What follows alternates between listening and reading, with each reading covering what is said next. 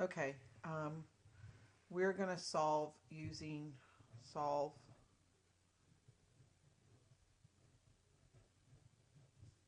by using algebra.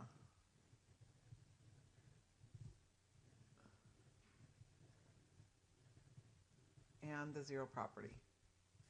So let's try this problem. We'll do a couple problems. So we will do 3x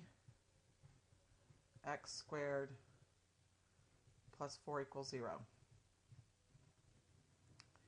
Again, you want to get the quadratic term to be isolated. So we want to move the 4 over to the other side. And that gives you 3x squared. Don't forget, when you move something over to the other side, you've got to change the sign, so that becomes negative 4. You can't use the square root property yet because the coefficient has to be 1, so you got to divide out that 3 first. And that leaves you with x squared equals negative 4/3.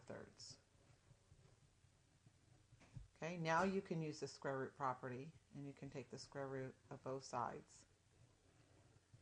Don't forget, when you use the square root property, you got to remember that's right, the plus and minus. Don't forget that. And so we think we have the answer. The problem is that we can't leave this radical unsimplified. So off to the side of our paper, we need to simplify this radical. So remember, you learned back in maybe geometry or algebra 1 that if you have the square root of a fraction, you can rewrite it as the square root of the numerator and as the square root of the denominator. If we go ahead and simplify the numerator, remember we talked about taking the square root of a negative number, so the square root of negative 4 is going to be 2i. And then we're just going to recopy the denominator. Well, we're not done yet because you're not allowed to have a radical in the denominator, so we have to do what's called rationalizing the denominator. So we're going to multiply by the square root of 3 over the square root of 3. Because really that is just a magic number 1. When we multiply by that, let's see what happens. So how do you multiply fractions? Don't you multiply the numerator straight across? So that gives you 2i times the square root of 3. And then don't you multiply the denominator straight across? So that gives you square root of 3 times 3 is square root 9. And then isn't the square root of 9 just 3? So let's see if we are done. Are there any pairs hiding underneath the radical? Is there a radical in the denominator? If you can simplify this and reduce it, you must. Now you can't reduce these two because this is under the radical and this is not, so you cannot reduce those. But if you could, you might be able to reduce those. In this problem, it's unreducible. So now we're okay because there's no pairs hiding, there's no radical in the denominator, and there's nothing for us to reduce. So we have our final answer. Don't forget, when you write your final answer, you've got your plus and minus. Can't leave that out of your answer. And you have 2 imaginary roots.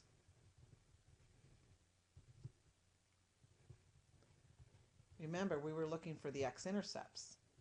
So when you get imaginary numbers, that means the parabola will have no x-intercepts. They have 2 imaginary roots, but they have no real roots. We'll talk a little bit more about that vocabulary on Monday. Okay, so this is your final answer. And here we just took a little bit of extra time just to describe these roots. So these roots are 2 imaginary roots, and that's because the parabola does not have any x-intercepts.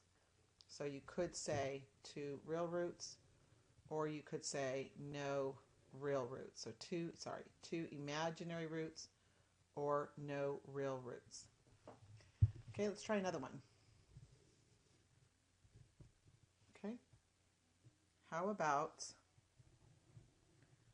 2x squared minus 27 equals 0? Again, we want to isolate the quadratic term, so we're going to move that over to the other side. That gives us 2x squared equals positive 27. We cannot use the square root property yet because we want this, we have to have 1x squared, so we have to divide out the 2, and then we get x squared equals 27 halves. If I could reduce this, I sure would, but since I can't, I'm just going to leave it like that. Then we can use the square root property, and we can undo x being squared by taking the square root of each side. Don't forget, when you use the square root property, you got to remember that's right, plus and minus.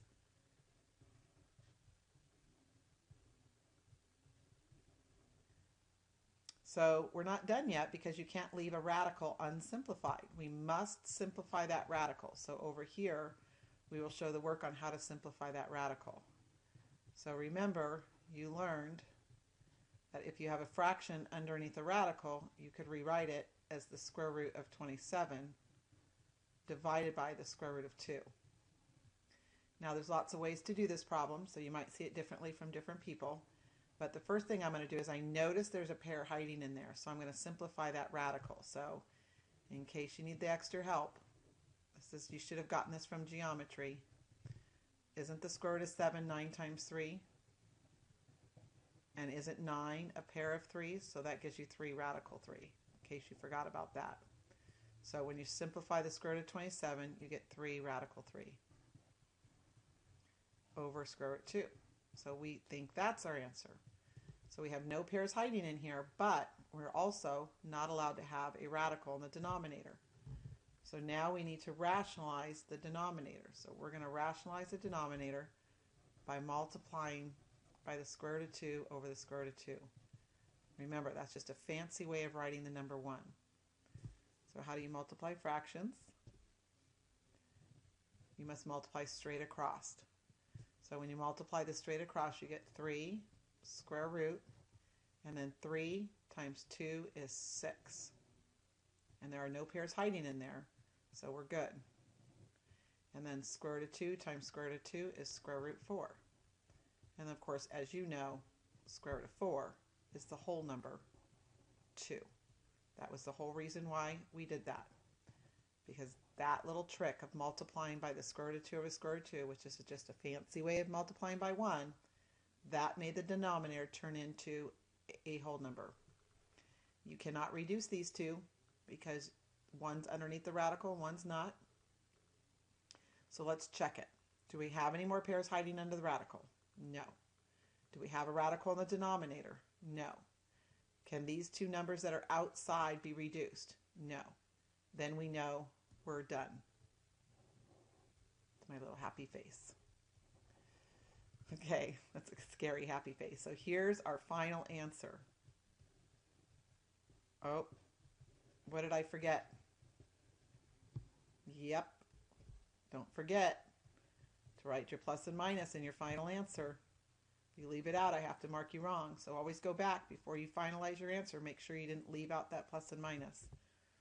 And then what kind of roots do we have here? We have two of them. We have the positive 3 square root 6 over 2.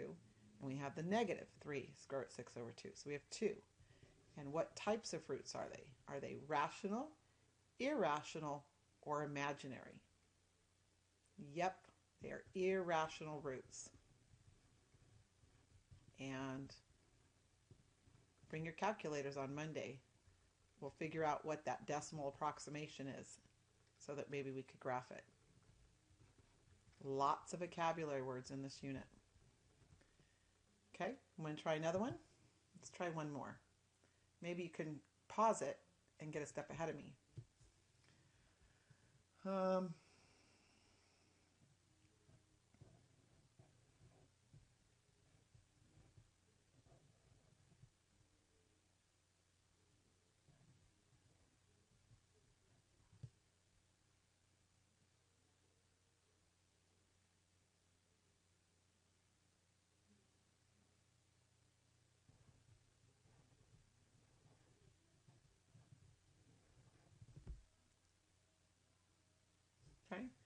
We need to isolate the quadratic term, so we're going to move that over. Got to change the sign, so because we moved it over, it's a positive 10, that's now a negative 10. Got to divide out that coefficient before we use the square root property.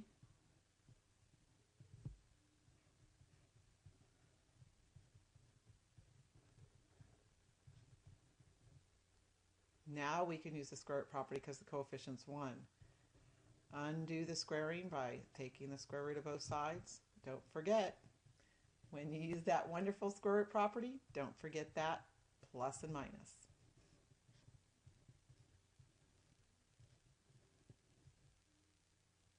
Are we done?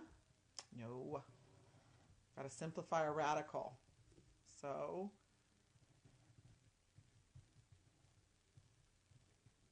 right, we learned that if you have a fraction underneath the radical, you can rewrite it as the square root of the numerator and the square root of the denominator. Do we have any pairs hiding in here? Nope. But we do have the square root of a negative number, so we could simplify that and say I square root 10, because the square root of the negative is going to give us the I. Right? So we have no pairs, so we simplify the radical. Now we can't have a radical in the denominator, so we have to rationalize the denominator. So we're going to multiply by the square root of 3 over the square root of 3.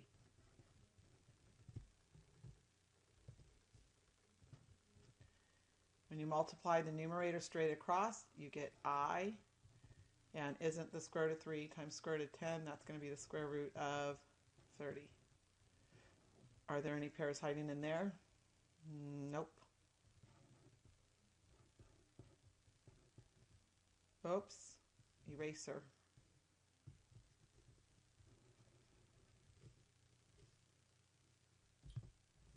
Square root of 3 times square root of 3 is square root 9. And then the square root of 9 is the whole number 3. We'll just recopy the numerator. Now are we done? Let's double check. Are there any pairs hiding underneath the radical? No. Is there a radical in the denominator? No. Can the outside numbers that are outside the radical be reduced? No. Then we know we're done. So the final answer is x equals, don't forget your plus and minus, I square root 30 divided by 3. What kind of roots are those? Are they real rational roots? Are they real irrational roots? Or are they imaginary roots? Yep, they're imaginary. And you have two of them, don't you? You have the positive one and the negative one. So you have two imaginary roots.